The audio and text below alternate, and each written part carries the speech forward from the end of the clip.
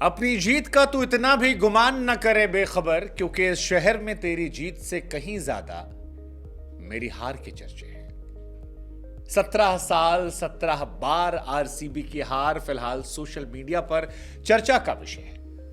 हर कोई ये कह रहा है कि यार क्या विराट कोहली के रहते कभी आरसीबी ट्रॉफी उठा पाएगी, या विराट के साथ ही ये कर्ज शुरू हुआ जो शायद उनके जाने के बाद खत्म होगा।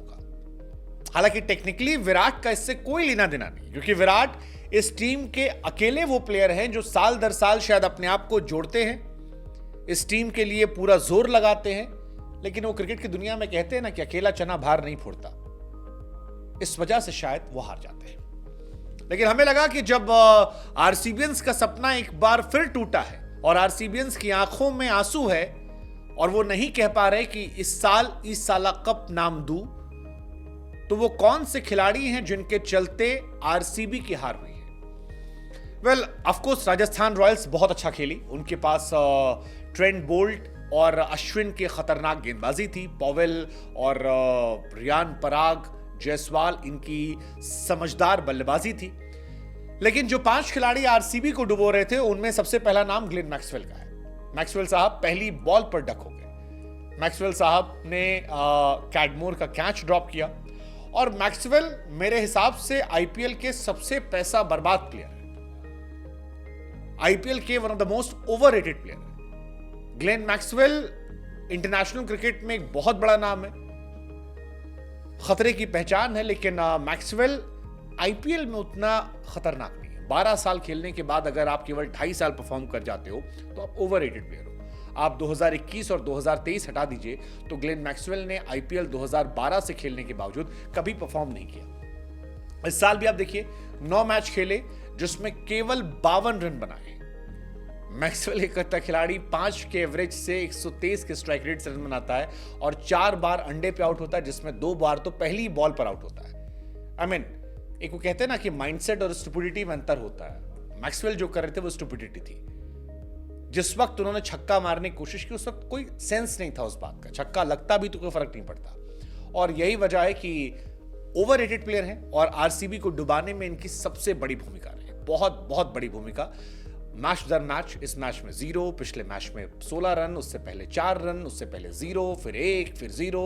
एक मैच में 28 बनाए थे, बाकी 3 और 0।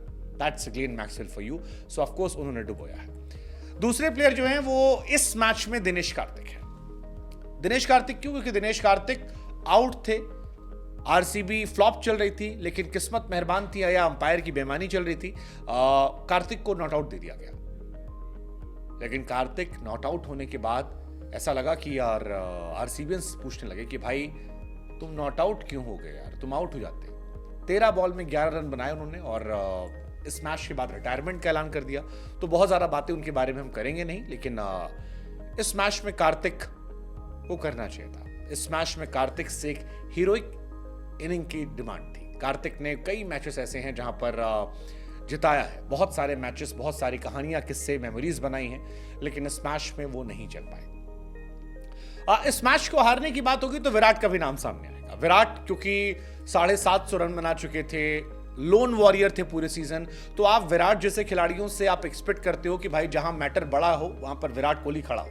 लेकिन विराट कोहली और आईपीएल प्लेऑफ का वही रिश्ता है जो आरसीबी का और ट्रॉफी का रिश्ता है, कि दोनों साथ साथ नहीं चल पाते, हमेशा दूरियां होती हैं। आईपीएल के प्लेऑफ में विराट कोहली ने 15 मैचेस में सिर्फ 341 रन बनाए, जिसमें 26 का एवरेज है, 121 का स्ट्राइक रेट है, 50 केवल 2 बार बना है और साल दर साल वो फ्लॉप रहते हैं।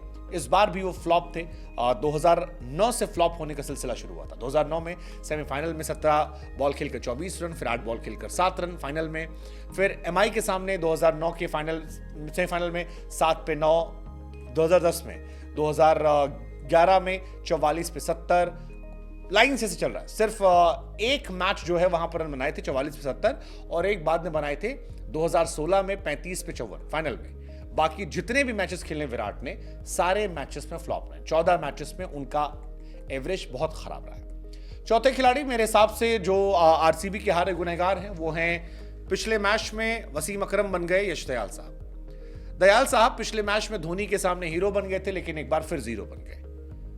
एक ऐसा मैच जहां पर ऑलरेडी 20-25 रन कम बने थे, वहां पर 3 ओवर में 37 रन पिटे, 12.5 की इकॉनमी से रन दिए और विकेट के नाम पर कूड़ा रहे। सीएसके के सामने जो हीरो था वो आरआर के सामने विलन बन गया और इसी वजह से कहानी खत्म हुई। सीएसके के सामने छक्का, फिर विकेट, डॉट डॉट विकेट कहानी थी, लेकिन इस बार वो कहानी नहीं चली और आखिरी ओवर से पहले ही उनकी कहानी खत्म हो गई। मौका ही नहीं मिला, यश दयाल की कहानी नहीं है और वो भी हार के जिम्मेदार रहे। पांचवी और अंतिम कहानी जो है मेरे हिसाब से वो किस्मत की थी। आरसीबी और टॉस का रिश्ता इस मैच में खराब हुआ, जिस वजह से भी कहानी गड़बड़ हुई। आरसीबी अगर टॉस जीतती तो शायद गेंदबाजी लेती, गेंदबाजी में वो चेस करते, चेस में विराट शायद अच्छा करते, लेकिन आरसीबी की किस्मत खराब थी, टॉस हारे, बल्लेबाजी करने गए और उसके बाद कहानी खराब होती गई। लास्ट ओवर में पॉवेल का एज लगा, वो भी चौंका गया। Overall it was not RCB's day और इस वजह से आरसीबी की हार गई, वरना आरसीबी मैच जीत सकती थी। 81 पर 1 था, फिर 112 पर 4 हो गया। अगर वहीं 2 विकेट और गिरते तो शायद आरसीबी जीत जाती, क्योंकि राजस्थान की बैटिंग में डेप्थ नहीं थी। लेकिन फिर थोड़ा डीप ले गए हेटमायर और रियान पराग, फिर मौका मिला 157 पर 5 से 160 फॉर 6, लेकिन फिर कहानी उनकी खत्म हो गई। तो मेरे हिसाब से ये 5 लोग या 5 कारण आरसीबी की हार के जिम्मेदार, जिस वजह से 17 साल से उस ट्रॉफी का इंतजार अधूरा है और अगले 1 साल तक ये अधूरा रहने वाला है।